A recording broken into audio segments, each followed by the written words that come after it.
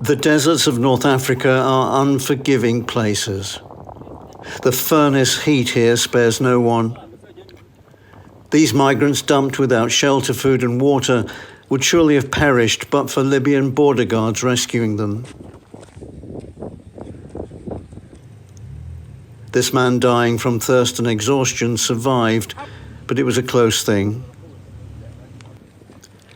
These West African migrants, some from Nigeria, claim they were rounded up by security forces after racial tensions in Tunisia flared last month and were abandoned to fend for themselves on the frontier with Libya.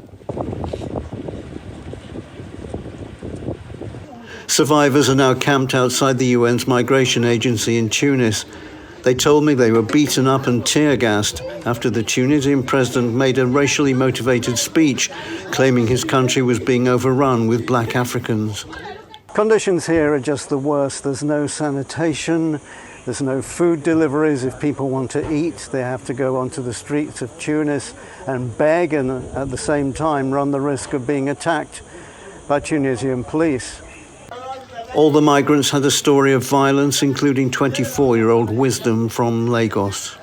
So some of us are taking the risk just to go to Europe and get a better life. Some of us are taking the risk to back to their country. Some died in desert, some are nowhere to be found. Some died in the water. I wish we have work in this country. I don't think that some of us will be thinking about going to Europe. Well, how long are you going to stick this out? What are you going to do with yourself? You're a young man, you have a life. I have a life. That is where I'm working, the wickedness of this country. Look at what they did to my leg. Is that the Tunisian police? Yeah, the Tunisian police. I went to fast to work. They saw me and my wife coming back from hospital just to check up. They picked me up and dropped in desert. A pregnant woman. Now we are back here and no medication, nothing. We asked for medication before they would get to us. Maybe someone have died, or something have gone wrong. What's your message? My message to people out there that they should find a means to help us. We are suffering. But Tunisian President Kais Saied is steadfast about his anti-black African stance.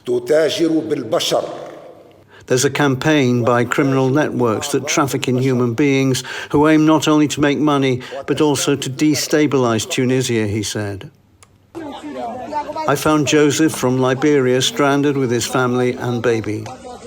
First, I was living in Tunisia, good, there was no problem, there was no racist, let me say.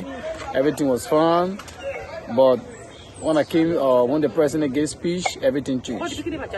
That was in February? Yeah, February. Has it got better since that? Then? No, since February, I came here and I'm sleeping on the street.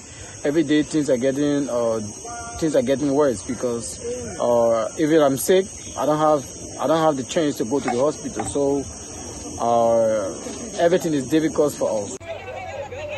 Tunisian government and UN officials haven't responded to an Arise News request for an interview about attacks on black African migrants.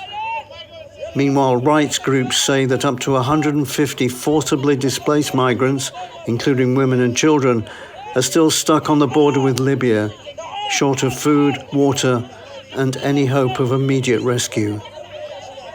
John Cookson, Arise News, Tunisia.